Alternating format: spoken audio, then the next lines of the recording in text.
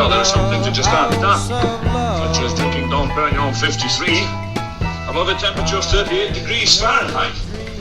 That's as bad as listening to the Beatles without earmuffs. Professor Mikey here.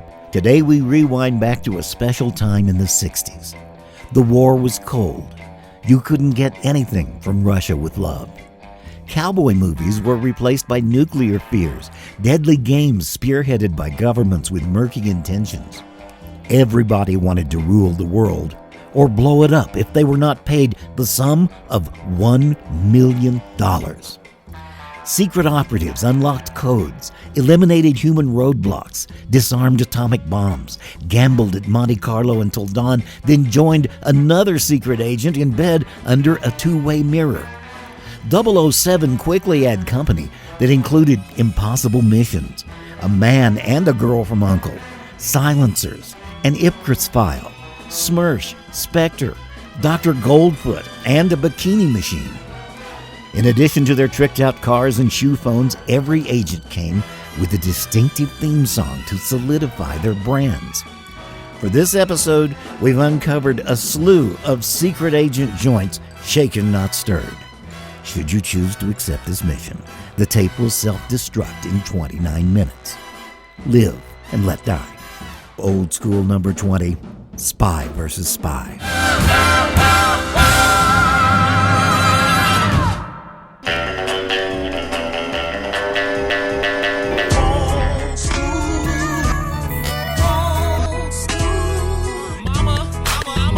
Long before it became a Tom Cruise franchise, Mission Impossible dominated the television airwaves from 1966 to 1973. The Impossible Mission Task Force worked for the government and received instructions from a self-destructing reel-to-reel tape recorder. Really high-tech. Lalo Schifrin composed the famous theme song, but everyone's heard that. Lesser known and far more entertaining is the vocal cover from the Kane Triplets, recorded in 1968. Mission Impossible.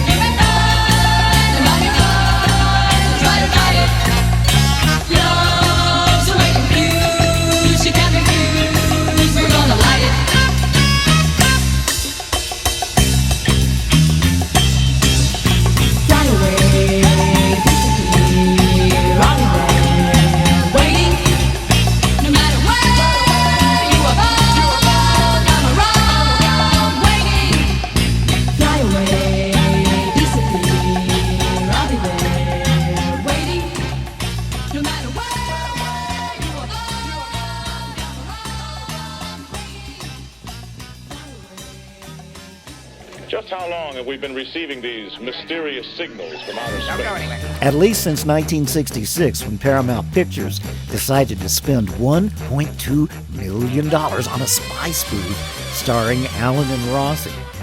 Nancy Sinatra was hired to sing the theme song written by Lee Hazelwood, who that same year had penned her jingle jangle hit, These Boots Were Made for Walking. Hazelwood's instructions were to write something that sounded like Thunderball. Here is Last of the Secret Agents. See what you think it sounds like.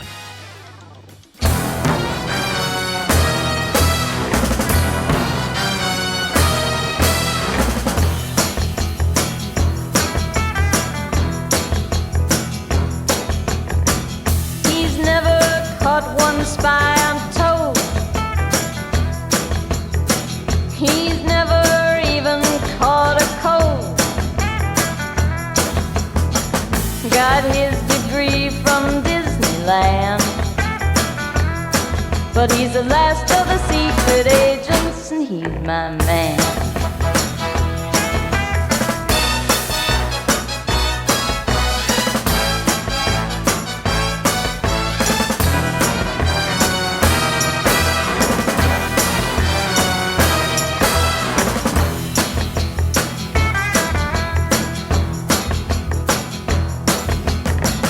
He's an underwhelming kind of sleuth.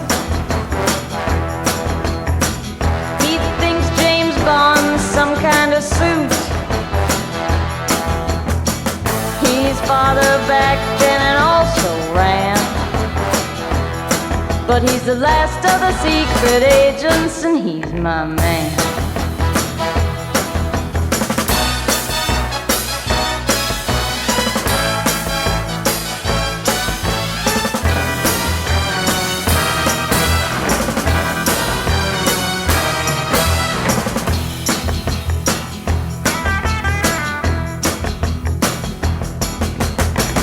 He'd come in third in a two-horse race. I've never had to slap his face. What a shame. But people try to understand. He's the last of the secret agents, and he's my man.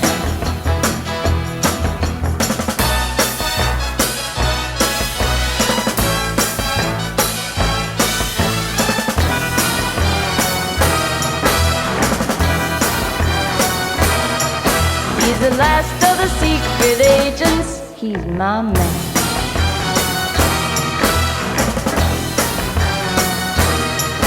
He's the last of the secret agents, and he's my man.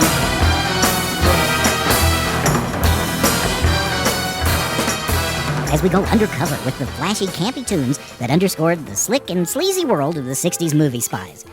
James Bond's first significant big screen appearance came with Dr. No in 1962. With the second feature, the music model was in place. John Barry was hired to score movies heavy on foreign intrigue and high-tech gadgets. The film also introduced a Bond tradition, the power pop ballad theme song, in this instance composed by Lionel Bart. Here's British crooner Matt Monro with the theme from 1963's From Russia with Love.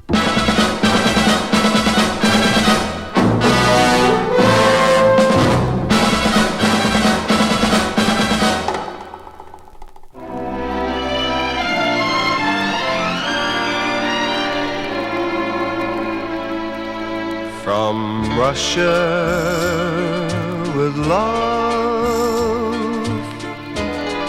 I fly to you,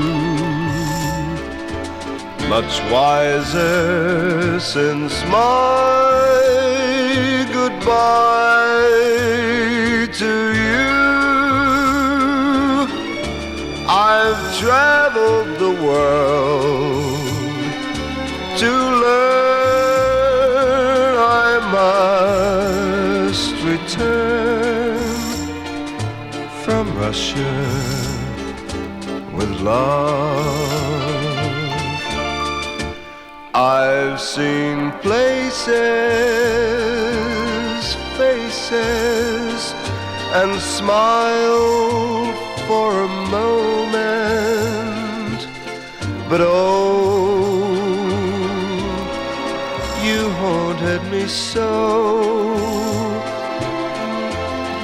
Still my tongue-tied young pride would not let my love for you show. In case you'd say no.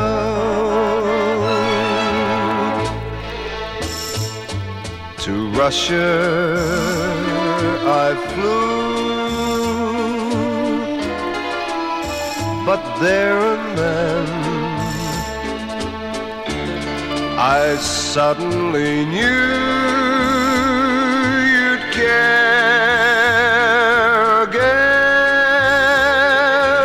My running around is through. I fly to you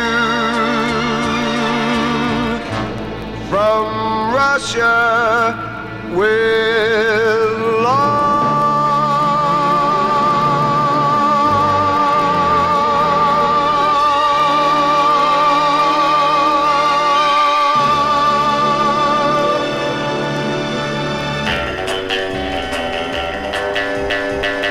One thing about the secret agent craze that didn't go unnoticed was that it was all a bunch of white guys.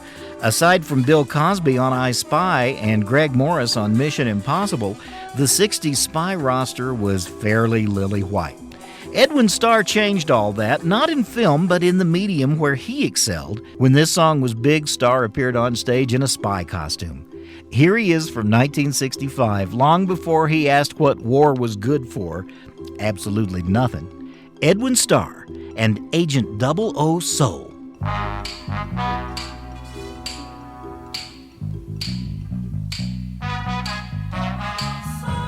I dig rock and roll music.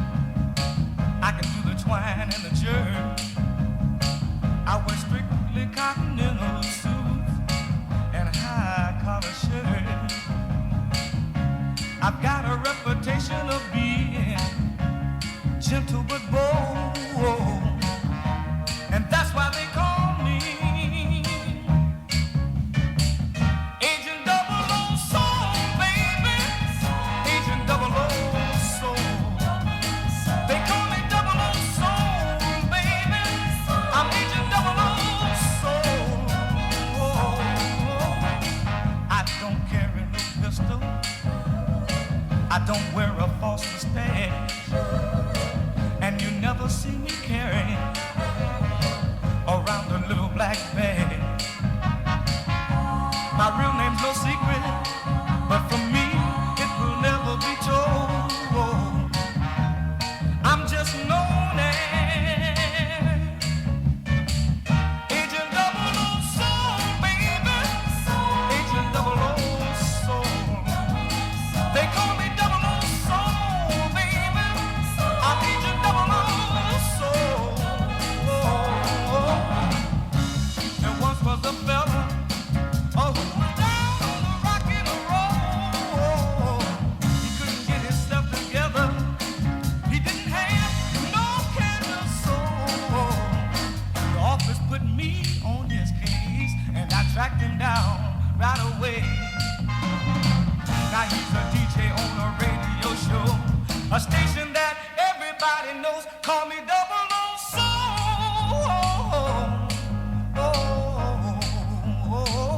Call me 00 Soul.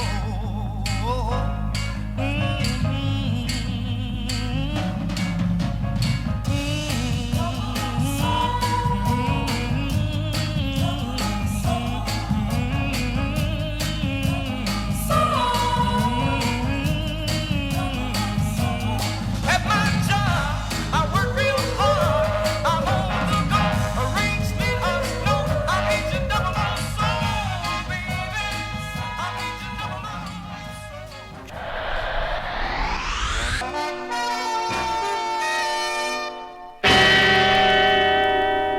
00 Matt Helm was a fictional operative created by author Donald Hamilton in 1960, who appeared in 27 books over 33 years. His major assignments involved killing or at least nullifying enemy agents. The first Matt Helm movie came out in 1966 and starred Dean Martin. The evil Big O organization had come up with Operation Fallout, a plan to explode an atomic bomb over Alamogordo, New Mexico, and start World War III. The world could only be saved by a member of the Rat Pack. Yes, he succeeded, as did Patty Seymour with her pop version of the theme.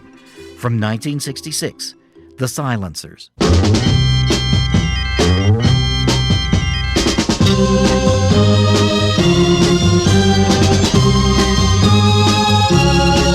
Oh, a gun can be a 22 or a 38 and it will silence you, dear sir. That is a silencer. But if you should see a lady who has the kind of waist that measures 22 and she's 38 where it is great to measure 38, dear sir, she is a silencer. Dear sir, I'm her. Use a knife, don't need a gun. My equipment is a lot more deadly, son. Dear sir, I am a silencer. And if you're a man not made of wood, when I flip my hips, I'll quiet you for good. Let me crush your lips and nicely hush your lips, dear sir. I am a silencer. Dear sir, I'm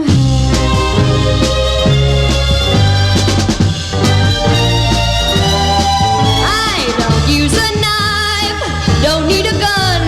My equipment is a lot more deadly, son. Dear sir, I am a silencer. And if you're a man not made of wood, when I flip my hips, I'll quiet you for good. Let me brush your lips and crush your lips and nicely hush your lips, dear sir. I am a silencer. Don't stir. Just relax. Come on, lean back. Professor Mikey with you on Old School. By 1965, the Beach movies created by American International had pretty much hit rock bottom with their 9th film. The Supremes allegedly recorded the original film version of this very forgettable song, something Motown wisely chose not to release.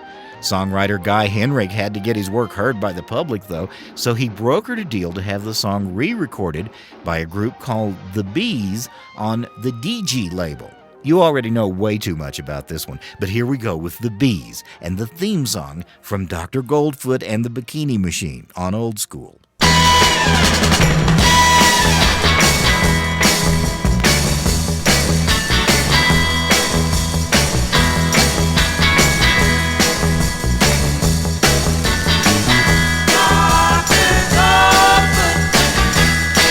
And his bikini machine. Dr. Goldfoot, the wildest thing that you've ever seen. There once was a man with a machine. Dr. Goldfoot.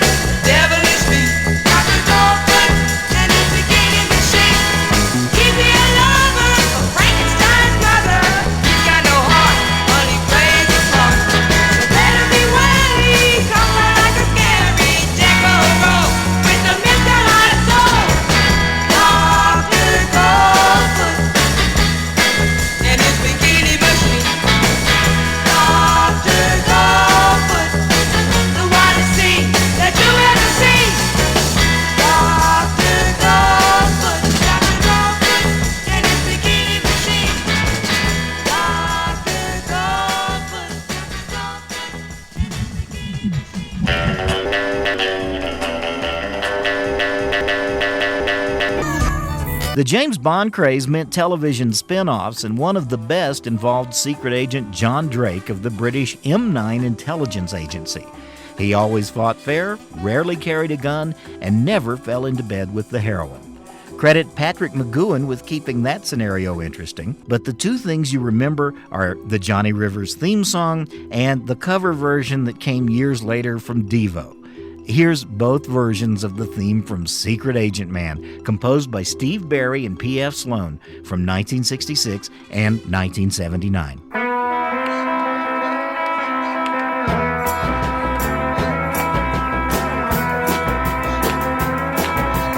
There's a man who leads a life of danger.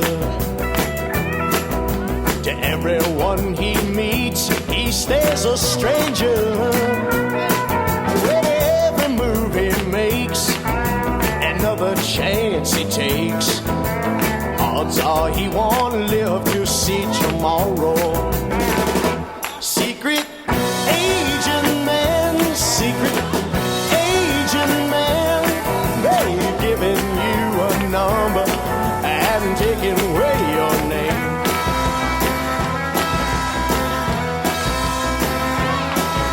Beware of pretty faces that you find. A pretty face can hide an evil mind. Oh, be careful what you say, or you give yourself away. Odds are you won't live to see tomorrow. Secret agent man, secret agent man, they've given you a number and taken away your name.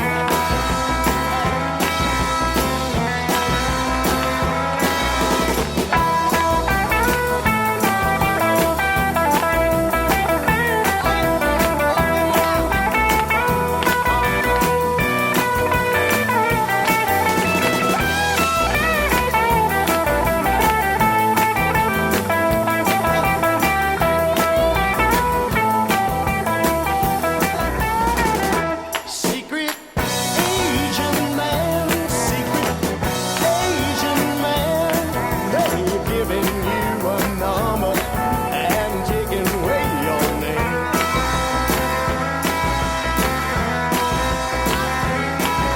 Swinging on the Riviera one day, and then laying in the Bombay alley next day. I know you let the wrong word slip while kissing persuasive lips. The odds are you won't live to see tomorrow. Secret agent man, secret agent man, they've given you a number and taken away your name.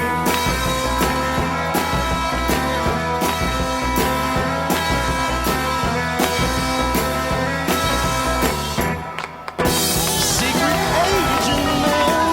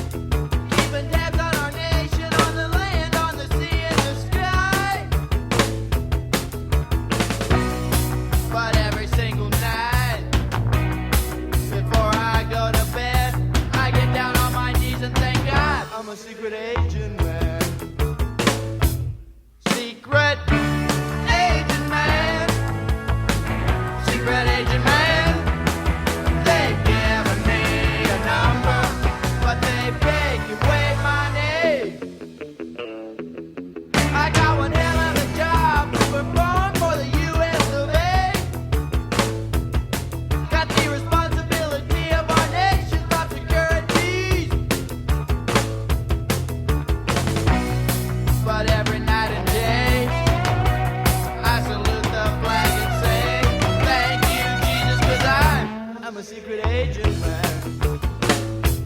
Secret agent man. Secret agent man. They've given me a number, but they've taken away my name.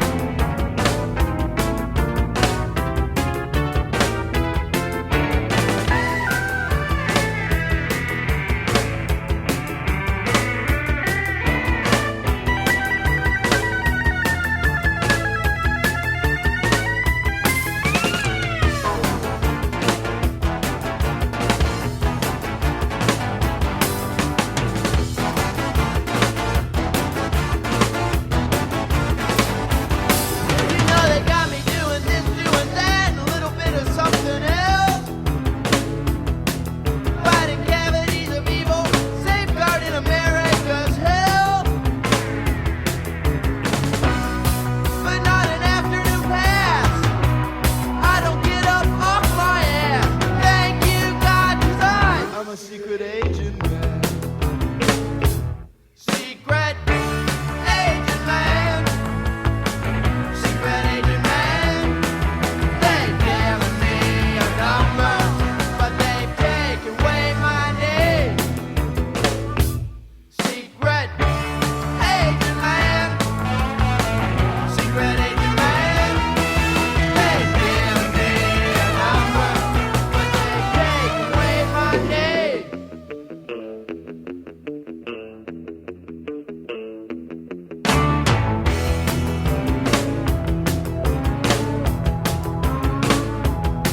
Cause I'm a secret agent man.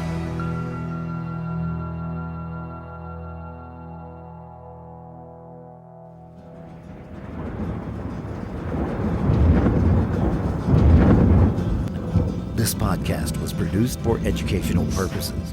Any and all music heard in this program resides within the public domain or is used within the guidelines of fair use provided for in Section 107 of the Copyright Act of 1976. Old School brought to you by Retrofit, a private newsletter you can subscribe to for free at retrofit.substack.com. I'm Professor Mikey. Join me next time when Retrofit presents Old School.